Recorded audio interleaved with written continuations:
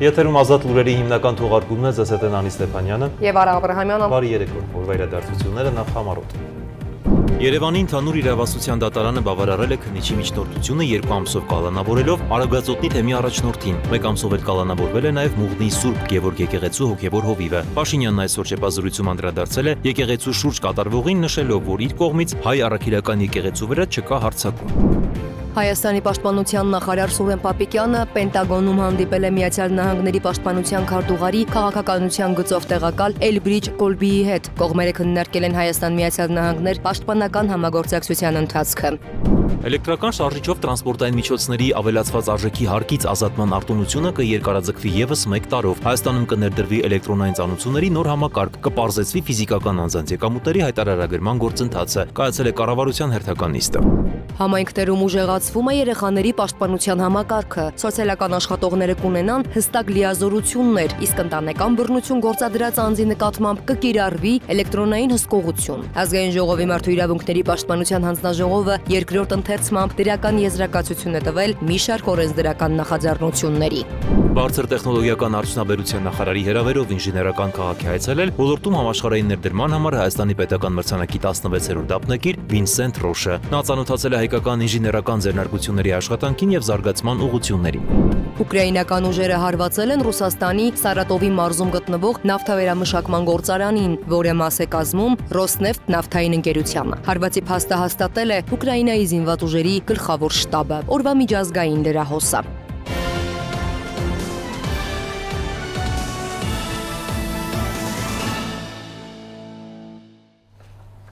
Երևանի ընդհանուր իրավասության դատարանը բավարարել է քննիչի միջնորդությունը 2 ամսով կալանավորելով Արագածոտնի թեմի առաջնորդ Մկրտիչ եպիսկոպոս Պռոշյանին։ 1 ամսով էլ կալանավորվել է նաև Մուղնի Սուրբ Գևորգ եկեղեցու հոգևոր հովիվ թեմի դիվանապետ Տեր Գարեգին Արսենյանը։ Նիկոլ Փաշինյանը այսօր շեփազրույցում անդրադարձել է եկեղեցու շուրջ կատարվողին, նշելով, որ իր կողմից հայ առաքելական եկեղեցու վրա հարձակում չկա։ Վարչապետն անդրադարձել է նաև գերիների վերադարձի խնդրին, վստահեցնելով կառավարությունը կատարում է ամենօրյա աշխատանք Բաքվում պահվող մայր հայրենակիցների վերադարձի ուղղությամբ։ Մենք անում ենք հնարավորը Բաքվում պահվող հայ գերիներին հայրենիք վերադարձնելու ուղղությամբ։ Այս մասին կառավարության նիստից հետո լրագրողների հետ զրույցում հայտարարել է վարչապետ Նիկոլ Փաշինյանը։ Նա վստահեցրել է, որ այդ հարցով կառավարությունն իրականացնում է ամենօրյա աշխատանք, սակայն քանի դեռ արդյունքներ չկան, դրանց մասին չեն խոսում։ Պահվող անձանց հետ կապված մենք ամենօրյա աշխատանք ենք իրականացնում եւ բնականաբար ամեն օր մաքսիմալ ջանք են գործադրում, որպեսզի ունենան կոնկրետ արդյունքներ։ Իմ մոտեցումն այն է, քանի դեռ այդ արդյունքները չկան, դրանց մասին չեմ հայտարարում, եւ երբ որ կլինի նաեւ հայտարարություն։ Վարչապետն անդրադարձել է նաեւ Ադրբեջանի ղեկավարի հետ Եգիպտոսում ունեցած հանդիպումներին։ Ըստ Փաշինյանի, այն եղել է աշխատանքային բնույթի, որտեղ հիմնականում քննարկվել են նախկինում արված հայտարարությունների դրույթները։ Ադրբեջանի նախագահի հետ շփումները կրում են պարբերական բնույթ, դրանից առաջ մենք Դուշանբեում ենք տեսնվել, դրանից առաջ Կոպենհագենում Եվրոպական քաղաքական համայնքի գագաթաժողովի շրջանակում, այսինքն որտեղ մենք ներկա ենք լինում, մանավանդ օգոստոսի 8-ի հաստատված խաղաղությունից հետո այդ շփումները կրում են պարբերական բնույթ, էլի այդ շփումների արդյունքների մասին հայտարարություններ լինում են։ Փաշինյանն անդրադառնալով Բաքվի կողմից պարբերաբար օգտագործվող Զանգեզուրի միջանցքի եզրույթին նշել է, որ դա Հայաստանի համար այլևս արդիական չէ։ Նա ևս մեկ անգամ վստահեցրել է Հայաստանի դիրքորոշումը, նշելով, որ Հայաստանի Հանրապետության տարածքում միայն խաղաղության խաչմերուկ եւ թրիփ նախագծերն են ընդունելի, եւ որ մեր տարածքում այլ նախագծեր չեն կարող լինել։ Ես առաջարկում եմ, որպեսզի ամեն ինչ ճիշտ լինի, մենք հարցերը մեկնաբանելիս հենվենք ոչ թե բանավոր քննարկումների, այլ գրավոր թղթերի վրա, որովհետև մի կողմից այո, եղել են քննարկումներ եւ եթե չեմ սխալվում դրա վերաբերյալ էր մենք տեղեկատվություն տվել ենք, մեկնաբանություն տվել ենք, որ այո, եղել է քննարկումներ, բայց ես չեմ ուզում բանավոր քննարկումների վրա հիմնվելով ձեր հարցին պատասխանեմ, որովհետև դրա համար կա տարածված երկու կողմերի կողմից պաշտոնական հաղորդագրություն։ Ինչը ասում է պաշտոնական հաղորդագրությունը։ Հաղորդագրությունը ասում է, որ քննարկվել է կոմունիկացիաների հարցը եւ TRIP նախագիծը Հայաստանի Հանրապետության տարածքում։ Այսինքն երկու կողմերը այդպիսով արձանագրել են, որ Հայաստանի Հանրապետության տարածքում կա TRIP նախագիծ եւ հետեւաբար այս հենքի վրա մենք տալիս ենք ձեր հարցի պատասխանը եւ լրացուցիչ վերահաստատում ենք Հայաստանի Հանրապետության պաշտոնական դիրքորոշումը, որ Հայաստանի Հանրապետության տարածքում բացի խաղաղության խաչմերուկ եւ TRIP ուղի նախագծերից ուրիշ նախագիծ չկա եւ չի կարող լինել։ Այնուամենայնիվ նա ընդգծել է, որ երկուստեք խաղաղության հաստատումն արդեն իրողություն է եւ անառարկելի փաստ։ Փաշինյանը պատասխանել է նաեւ հարցին, արդյոք Հայաստանը կարող է սահմանադրական փոփոխություններ պահանջել Ադրբեջանից։ Նա նշել է, որ այդ հարցը լուծված է արդեն նախաստորագրված խաղաղության համաձայնագրում եւ Հայաստանի դիրքորոշումը չի փոխվել։ Վարչապետը հիշեցրել է, բանակցություններում կարևոր դեր են խաղում նաեւ Միացյալ Նահանգները եւ արկա է բովանդակային աշխատանք Թրամփի ուղի նախագծի շուրջ, որն այժմ գտնվում է մշակման փուլում։ Ըստ նրա դա նորմալ աշխատանքային ընթացք է, որտեղ ամեն մանրուք հաշվի է առնվում, քանի որ խոսքը վերաբերում է ռազմավարական նշանակության նախագծին։ Վարչապետն անդրադառնալով նաև երկրի սոցիալական իրավիճակին, խոսել է աղքատության եւ սոցիալական անհավասարության մասին։ Նա հայտարարել է, որ կառավարությունը շարունակում է հարկային բարեփոխումները, միաժամանակ խթանելով աշխատավարձերի աճին։ Հիմա Հայաստանում եկամտային հարկը 20% է։ Այսինքն այս առումով աշխատավարձերի վրա մենք եկամտային հարկը նվազեցրել ենք, այդ թվում ձեր ասած սոցիալական նկատառումներով։ Փաշինյանը նաև խոսել է թոշակների ավելացման եւ առողջապահության բարելավման ուղղությամբ տարվող քաղաքականության մասին։ Մենք թոշակների ավելացման քաղաքականություն ենք որդեգրել եւ որդեգրում ենք այդ քաղաքականությունը, շարունակում ենք այդ քաղաքականությունը, բայց այդ քաղաքականությունը որոշակի տրանսֆորմացիայի է ենթարկվում, որտեղ մենք հենվում ենք նաև անհատական ջանքի գաղափարաբանության վրա, արդեն մի քանի տարի հաջողությամբ գործում է կենսաթոշակառուների կողմից անկանխիկ առևտրի դեպքում հետվճարի համակարգը, առաջիկայում այդ հետվճարի համակարգի վերադարձվող տոկոսային հատվածը ավելի կմեծանա եւ ես առիթ ունեցել եմ հայտարարելու, որ առաջիկայում սա լինելու է մեր շարունակական քաղաքականությունը։ Վարչապետը եւս մեկ անգամ շեշտել է, որ աղքատությունը հնարավոր է հաղթահարել միայն կրթության միջոցով։ Ինչ վերաբերում է առողջության համապարփակ ապահովագրության համակարգին, ըստ Փաշինյանի այն ներառում է երկրում ամենահաճախ օգտագործվող ծառայությունների 30%-ը։ Այն շատ մեծ տեսակարար քշիռը ամբողջությամբ քաղաքացին այլևս ծախս չի անելու, բացի առողջության ապահովագրության համար վճարումներից։ Ընդ որում գիտեք, որ մենք այստեղ էլ նաև այդ թվում խաղաղության հաստատված խաղաղության արդյունքում մենք նաև հնարավոր ենք համարել, որ մենք զինծառայողների ապահովության հիմնադրամի քաղաքացիների կատարվող վճարների, պարտադիր վճարների մի մասը նվազեցնենք եւ քաղաքացիների այն գումարը, որ իրենք հիմա վճարում են զինծառայողների ապահովության հիմնադրամին, այդ գումարները կուղենք մի մասը կուղենք առողջապահության ապահովագրությանը։ Վերջում վարչապետը մեկնաբանել է նաև հայ առաքելական եկեղեցու շուրջ ընթացող զարգացումներին, ընդգծելով, որ իշխանությունը որևէ կերպ չի փորձում խախտել եկեղեցու իրավունքները։ Հայաստանյան առաքելական Սուրբ եկեղեցու թղթերում որևէ տեղ գրած չի, որ կաթողիկոսի պաշտոնում գտնվող անձը եւ եկեղեցին նույնական են։ Նա եւս մեկ անգամ հերքել է, որ եկեղեցու դեմ իրականացվող գործողությունները կապված են Ադրբեջանի հետ խաղաղության գործընթացով, նշելով, որ Հայաստանը զերծ կմնա նման քաղաքական մոտեցումներից։ Սոնա Գիշյան, Տիգրան Ղազարյան, Free News, Ազատ լուրեր։ Հայաստանի պաշտպանության նախարար Սուրեն Փափիկյանը Պենտագոնում հանդիպել է Միացյալ Նահանգների պաշտպանության քարտուղարի քաղաքականության գծով տեղակալ Էլբրիջ Կոլբիի հետ։ Հանդիպանը մասնակցել է նաև Միացյալ Նահանգներում Հայաստանի դեսպան Նարեկ Մկրտչյանը։ Կողմերը քննարկել են Հայաստան-Միացյալ Նահանգներ պաշտպանական համագործակցության ընթացքը, երկարաժամկետ ծրագրերի նախաձեռնումը եւ ռազմական կրթության ու պաշտպանական բարեփոխումների ոլորտներում համատեղ նախաձեռնությունները։ Զրուցակիցները վերահաստատել են գործընկերությունը խորացնելու պատրաստակամությունը, կարևորելով Միացյալ Նահանգների դերը տարածաշրջանի կայունության ապահովման գործում։ Էլեկտրական շարժիչով տրանսպորտային միջոցների ավելացված արժեքի հարկից ազատման արտոնությունը կերկարաձգվի ևս մեկ տարով։ Հայաստանում կներդրվի էլեկտրոնային ծանոթագրերի նոր համակարգ, կպարզեցվի ֆիզիկական անձանց եկամուտների հայտարարագրման գործընթացը։ Կառավարության հերթական նիստում ընդունված այս եւ մյուս որոշումների մասին ներկայացվող տեսանյութում։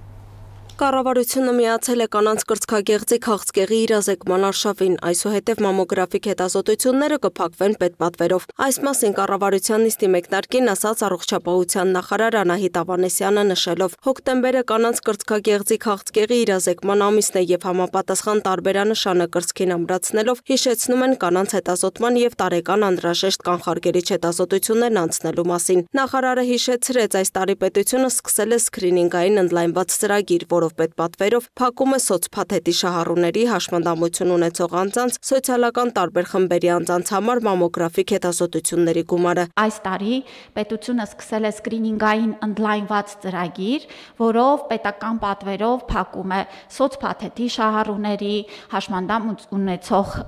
անձանց, սոցիալական տարբեր խմբերի անձանց համար նաև մամոգրաֆիկ հետազոտությունները։ Այսինքն մեր ուսուցիչները, բժիշկները, տարբեր պետական ծառայողները, զինծառայողների ընտանիքի անդամները կարող են անվճար հետազոտվել եւ մեր կարգախոսն է, որ մեկ հետազոտությունը կարող է կյանք փրկել։ Վարչապետ Նիկոլ Փաշինյանը հետաքրքրվեց առողջապահական ապահովագրության մեջ սկրինինգները ներառվում են, նախարարը պարզաբանեց, ապահովագրության նպատակը լինելու է հիվանդության հայտնաբերումը վաղ փուլերում, քանի որ այդ ընթացքում բուժումն ավելի արդյունավետ է լինում։ 10-ից ավելի բժշկական կենտրոններ հիմա իրականացնում են պետական ծրագրով սկրինինգային հետազոտություններ եւ ապահովագրության փաթեթում էլ այո ներգրաված լինելու են նաեւ նման ծրագրերը։ Ամբողջ աշխարհում քաղցկեղի վերաբերյալ այն նախկին ընկալումը չկա, որ դա դատավճիռ է անբեկանելի եւ իհարկե բարեբախտաբար շատ են դեպքերը, երբ որ հիվանդությունը բուժվում եւ հաղթահարվում է, բայց իհարկե սրանում շատ էական նշանակություն ունի վաղ հայտնաբերումը եւ այդ առումով այս ծրագիրը իսկապես կարեւոր է։ Ավանեսյանը տեղեկացրեց, որ վերջին տարիներին արձանագրվել է հիվանդության ավելի վաղ հայտնաբերման դեպքերի աճ, հետևաբար նաեւ մահացությունների թվերի նվազում։ Անցնելով օրակարգին գործադիրը քննարկեց նաեւ մի նախագիծ, որով Հայաստանում ներդրվում է էլեկտրոնային ծանոթությունների նոր համակարգ։ Առաջարկվում է պետական եւ տեղական ինքնակառավարման մարմինների կողմից իրականացվող ծանոթությունները ֆիզիկական, նաեւ իրավաբանական անձանց եւ անհատ ձեռնարկատերերին իրականացնել բացառապես էլեկտրոնային եղանակով։ Որպես էլեկտրոնային եղանակ նախագծով առաջարկվում է ֆիզիկական անձանց համար ծանոթություններ ստանալու միջոցը սահմանել ֆիզիկական անձանց պաշտոնական էլեկտրոնային փոստը, իսկ իրավաբանական անձանց եւ անհատ ձեռնարկատերերի համար հարկային օրենսգրքով սահմանված հարկային մարմնի հաշվետվությունների ներկայացման էլեկտրոնային կառավարման համակարգի անձնական էջը։ Միայն նվազագույնը 4-ից 5 միլիարդ դրամ է ծախսվում թղթային ծանոթությունների վրա։ Արդարադատության նախարարի խոսքով նախագծով ստեղծվում է ամբողջական եւ փուլային մեխանիզմ, որը կապահովի, որ յուրաքանչյուր անձ համարվի պատշաճ ծանոթված, անկախ այն հանգամանքից ծանոթումը փաստացի ստացել է թե ոչ։ Ֆիզիկական անձանց դեպքում գործելու էլեկտրոնային հարթակ, թվային միջավայր, որտեղ անձը մուտք է գործելու խիստ նույնականացման միջոցով, այսինքն նույնականացման քարտի կամ բջջային նույնականացման միջոցով։ Ծանոթումը տեղադրվելու է այդ հարթակում եւ եթե անձը մուտք գործի հարթակ, ապա համարվելու է ծանոթված։ Անձը կարող է նաեւ տրամադրել իր հավելյալ կապի միջոցներն, անձնական էլեկտրոնային փոստ, հեռախոսահամար, որով նա հավելյալ կտեղեկացվի այն մասին, որ իր հարթակում ծանոթում է տեղադրվել։ Եթե հարթակում ծանոթումը տեղադրելուց հետո 3 օրվա ընթացքում անձը մուտք չգործի համակարգ, սկսելու աշխատել հաջորդ քայլը, այն է ծանոթումը հիբրիդային առաքանու միջոցով պատվիրված նամակով ուղարկվելու անձի հաշվառման հասցեով։ Հիբրիդային առաքանին դա այն է, երբ ծանոթողը որևէ ծրար կամ նամակ չի ուղարկում, այլ էլեկտրոնային ծանոթումը ավտոմատ փոխանցվում է փոստին եւ փոստը այն ծրարավորում եւ ուղարկում է անձի հաշվառման հասցեով։ Եթե այս եղանակով ուղարկելուց հետո ծանոթումը 7 օրվա դրությամբ ֆիքսվում է, որ անձը չի ստացել այն կամ հրաժարվել է ստանալ, ապա ծանոթումը տեղադրվում է ազդարար ԿՏՄ հարթակում, այսինքն իրականացվում է հրապարակային ծանոթում եւ ազդարարում տեղադրվելուց 7 օր հետո անձը համարվում է այլևս պատշաճ ծանոթված։ Չպետք է քաղաքացուն աստիճանաբար ավելի ու ավելի դնենք մի իրավիճակում, որտեղ ինքը ստիպված լինի մի հատ, չգիտեմ, ինչ որ պարբերականությամբ այցելել փոլիսեին, որպեսզի տեսնի հոտուգանք չունի ճանապարհային երթևեկության։ Մի հատ այցելել, չգիտեմ, աշխատանքի նախարարության հարթակներ, որ տեսնի կենսաթոշակի հետ կապված նորություն կա թե չէ, մի այցելի Արմետ, մի հատ էլ հիմա այցելի էս մյուս նոր հարթակը, որ նոր հասկանա, որ իր եւ պետության գործերը, իր հարաբերությունները պետության հետ կարգավորված են, խնդիր չկա։ Ինչ որ միասնական բան է պետք,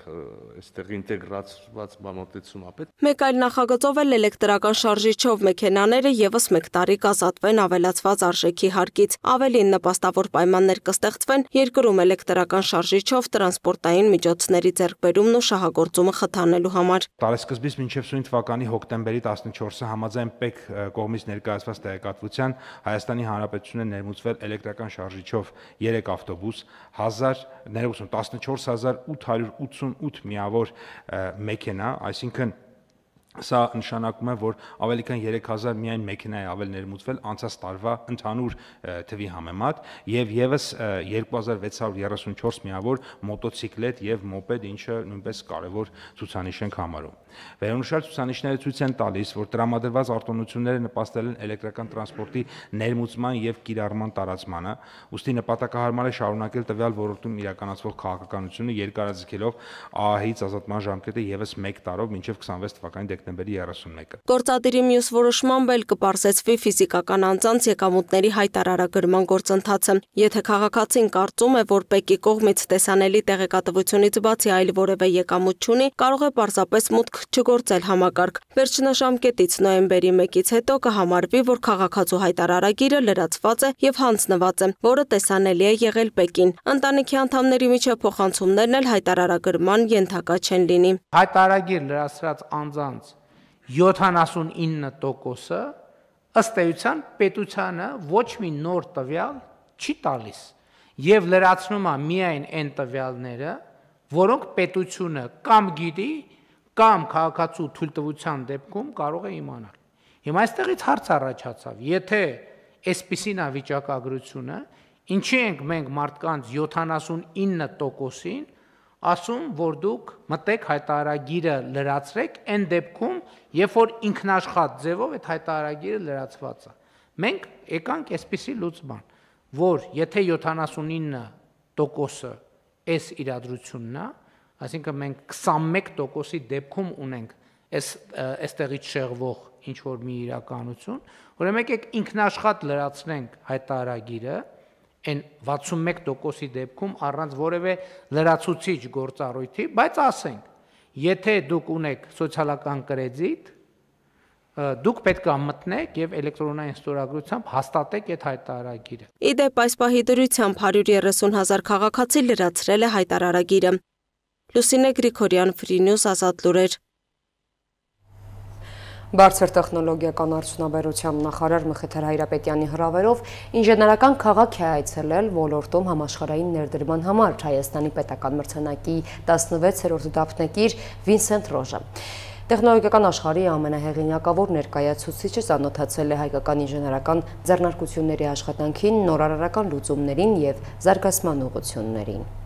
Ինժեներական քաղաքը հյուրընկալեց տեխնոլոգիական աշխարհի ամենահեղինակավոր ներկայացուցիչներից մեկին, ADI ընկերության գործադիր տնօրեն եւ տնօրենների խորհրդի նախագահ Վինսենտ Ռոշին։ Նա Հայաստան է ժամանել Հայաստանի բարձր տեխնոլոգիական արդյունաբերության նախարար Մխիթար Հայրապետյանի հրավերով, որպես ոլորտում համաշխարհային ներդրման համար Հայաստանի պետական մրցանակի 16-րդ դափնեկիր։ Այցի ընթացքում Վինսենտ Ռոշը ծանոթացավ հայկական ինժեներական ձեռնարկությունների աշխատանքներին, նորարարական լուծումներին եւ զարգացման Նախարար Մխիթար Հայրապետյանի խոսքով այս այցը կարևոր հարթակ է հայաստանյան եւ համաշխարհային տեխնոլոգիական կառույցների միջև գործակցությունը խորացնելու համար։ Այսպիսի այցերը ոչ միայն հարգանքի արտահայտություն են մեր տեխնոլոգիական միջավայրի նկատմամբ, այլև հնարավորություն ստեղծելու նոր կապեր եւ համատեղ նախաձեռնություններ, որոնք կնպաստեն ոլորտի արագ զարգացմանը։ Մեզ համար մեծ պատիվ է Հայաստանում հյուրընկալել տեխնոլոգիական աշխարհի ամենահեղինակավոր ներկայացուցիչներից մեկին։ Ինչու հատկապես հրավիրեցինք ձեզ ինժեներական քաղաք, որովհետև սա այն վայրն է, որտեղ կարող ենք ցույց տալ, թե ինչպես ենք տեսնում Հայաստանի տեխնոլոգիական ոլորտի ապագան, ինչպես ենք մենք երազում, ինչ ձև ունի մեր երազանքը եւ կիսվել այս տեսլականով ձեզ հետ։ Մենք պարոն Մուսայելյանի հետ պատրաստել ենք փոքրիկ անակնկալ, այստեղ կունենանք լեգենդների парքի արահետ, որտեղ կլինեն բարձր տեխնոլոգիաների ոլորտում համաշխարհային ներդրման համար Հայաստանի պետական մրցանակի դափնեկիրների անունները։ Մենք սկսում ենք ձեզանից։ Բարձր տեխնոլոգիաների ոլորտում համաշխարհային ներդրման համար Հայաստանի պետական մրցանակի 16-րդ դափնեկիր Վինսենտ Ռոշն էլ նշեց, որ որ Հայաստանը տպավորիչ առաջընթաց է գրանցում ինժեներական եւ տեխնոլոգիական կրթության մեջ։ Նա վստահ է, որ այս ուղղությամբ շարունակական ներդրումները Հայաստանին միջազգային ազդեցիկ դեր կտան։ Հայաստանի եւ համաշխարհային տեխնոլոգիական համայնքի գործակցությունը շարունակվում է նոր ծրագրերի, կրթական նախաձեռնությունների եւ ներդրումային հնարավորությունների ձևաչափով։ Մեծ պատիվ եւ պատասխանատվություն է Հայաստանի պետական մրցանակի 16-րդ դափնեկրի ճանաչմանն արժանանալը աշխարհի առաջամարտիկներին եւ համայնքներին միավորող երկու արժեքների նորարարության եւ գործած ազդեցության համար։ ADI-ում մենք ներդրումներ ենք կատարում մարդկանց եւ գաղափարների համար, որոնք առաջ են մղում տեխնոլոգիաները իշա հասարակության եւ մոլորակի։ Ապագայում էլ մենք հանձնարարու ենք հզորացնել հաջորդ ծերունդերին եւ խրախուսել երիտասարդ տաղանդներին, ստեղծելով լուծումներ, որոնց մասին պատկերացում անգամ չունենք։ Պետք է ասեմ, որ Իռլանդիան դեռ տարիներ առաջ զգաց, որ ապագայում համակարգչային հեղափոխության ընթացքում ինչ-որ հատուկ բան է լինելու եւ սկսեց լայնածավալ կրթական գործընթաց։ Այսօր Իռլանդիան մտածում է թվային կենսաբանության եւ այդ ոլորտում իր դերակատարության մասին։ Այս պահին մենք կանգնած ենք տեխնոլոգիական նոր դարաշրջանի շեմին, դարաշրջանի, որը հնարավոր է դարձել արհեստական բանականության շնորհիվ։ Կարծում եմ այստեղ մեծ դերակատարում կունենան ֆիզիկան, կենսաբանությունը եւ քիմիան։ Այսօր Հայաստանը գտնվում է մի փուլում, որտեղ նոր ի հայտ են գալիս նման հնարավորությունները, ուստի այս երկրում եւս մեծ առաջընթացի հնարավորություն կա։ Աշխարհի տեղեկատվական տեխնոլոգիաների ոլորտի լեգենդն իր իսկ օրինակով ցույց է տվել, որ հնարավոր է փոխել տեխնոլոգիական պատմությունն ու ոգեշնչել հավատալ սեփական ուժերին։ Երիտասարդների, ստարտափների եւ ոլորտի ներկայացուցիչների համար սա հզոր ազդակ է։ Հաջողությունը հնարավոր է, նույնիսկ եթե նոր ճանապարհով դեռ ոչ ոք չի անցել։ Ինտեգրելով ծրագրակազմն ու սարքավորումները, նաեւ նախագծելով այն մոդելը, որը կարող է օգտագործվել տարբեր երկրներում, մենք արդեն հաջողություններ ենք գրանցել։ Այս ճանապարհին մեզ համար կարևոր դերակատարում են ունեցել Վինսենտ Ռոշի նման հեղինակությունները։ Նրանք ոչ միայն տեխնոլոգիա են բերում մեր երկիր, այլև մշակույթ, եւ ես շատ ուրախ եմ, որ մենք ինժեներական քաղաքում ոչ միայն զբաղվում ենք արտադրությամբ, այլև նորարարություններ ենք իրականացնում։ Սինոպսիսը փորձում է ստեղծել երկրում նորարարության էկոհամակարգ։ Այցի ընթացքում տեղի ունեցավ նաև լեգենդների парքի արահետի բացումը, որն ուղղված է տեխնոլոգիական աշխարհում նշանակալի հաջողությունների հասած մարդկանց ճանաչելուն, նաև նրանց օրինակով նոր սերնդին ոգեշնչելուն։ Վինսենտ Ռոշի այցը Հայաստան եւս մեկ վկայություն է, որ Երևանը շարունակում է ամրապնդել իր դիրքերը որպես տարածաշրջանի առաջատար տեխնոլոգիական կենտրոն։ Լուսինե Գրիգորյան, Տիգրան Ղազարյան, Free News, Ազատ լուրեր։ Անդրադառնանք այլ թեմաների Ադրբեջանի նախագահի աշխատակազմի նախկին ղեկավար եւ անվտանգության խորհրդի անդամ Ռամիզ Մեհդիևը ծրագրել էր Ռուսաստանի աջակցությամբ իշխանությունը զավթել Ադրբեջանում։ Մեհդիևն առաջարկել է իշխանությունը բռնի զավթելուց հետո ստեղծել ժամանակավոր մարմին, որի գլխին պետք է կանգնած լիներ ինքը 87-ամյա նախկին պաշտոնյան։ Այդ խորհրդի ենթադրյալ անդամների մասին տեղեկությունը Մեհդիևը փոխանցել է նաև ռուսական կողմին։ Ապա այդ տեղեկություններով Դուշանբեում Ադրբեջանի եւ Ռուսաստանի նախագահների հանդիպման ժամանակ հենց ռուսական կողմն է Բաքվին հայտնել Մեհդիևի առաջարկի եւ նրա ցանցի գործունեության մասին։ Ակնհայտ է, որ Մոսկվան հրաժարվել է Մեհդիևի աջակցությունից եւ այդ մասին պաշտոնապես տեղեկացրել ադրբեջանական կողմին։ Նշենք, որ Մեհդիևը մեղադրվում է իշխանությունը զավթելու փորձ կատարելու պետական դավաճանության եւ հանցավոր ճանապարհով ստացված գույքի օրինականացման համար։ Դատարանը նրա նկատմամբ խափանման միջոց է ընտրել տնային կալանքը 4 ամսով, նա կարող է նաեւ զրկվել պետական պարգևներից եւ պատվավոր կոչումներից։ Ուկրաինական ուժերը հարվածել են Ռուսաստանի Սարատովի մարզում գտնվող նավթավերամշակման գործարանին, որը մաս է կազմում Ռոսնեֆտ նավթային ընկերությանը եւ որի նավթավերամշակման հզորությունը 2 տարի առաջվա տվյալներով կազմում է 1000 տոննա։ Հարվածի փաստը հաստատել է Ուկրաինայի զինված ուժերի գլխավոր շտաբը, պնդելով, որ այդ օբյեկտը սպասարկում էր Ռուսաստանի զինված ուժերի կարիքները։ Ռուսաստանի իշխանությունները այսօր հայտնել են նաեւ Վոլգոգրադի եւ Վորոնեժի մարզերի վրա իրականացված հարձակումների մասին։ Հաղորդվել է, որ մի շարք գյուղեր դրոնների հարվածների հետևանքով մնացել են առանց էլեկտրոէներգիայի։ Միջազգային եւ տարածաշրջանային մյուս նորություններին տեսաշարով ծանոթացեք։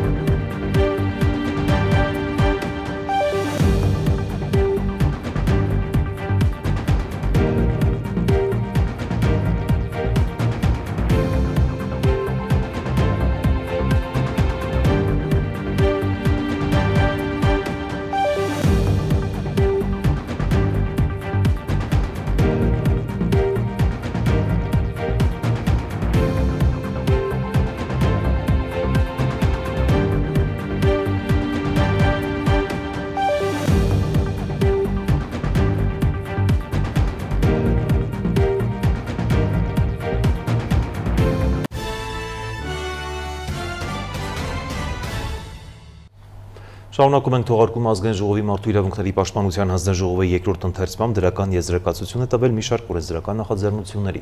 Ըստ ընդունված նախագծերի համայնքներում ուժեղացվում է երեխաների պաշտպանության համակարգը, սոցիալական աշխատողները կունենան հստակ լիազորություններ, իսկ ընտանեկան բռնություն գործադրած անձի նկատմամբ կկիրառվի էլեկտրոնային հսկողություն։ Եթե տվյալ անձը խուսափի կամ հրաժարվի հսկողությունից, ապա կենթարկվի պատասխանատվության։ Մարդու իրավունքների պաշտպանի լիազորությունները նույնպես ընդլայնվում են հետազոտություններ իրականացնելու, արտահերթ զեկույցներ ներկայացնելու եւ հանրային իրազեկվածության բարձրացման համար։ Հանձնաժողովը հաստատել է նաեւ 2025 թվականի խորհրդարանական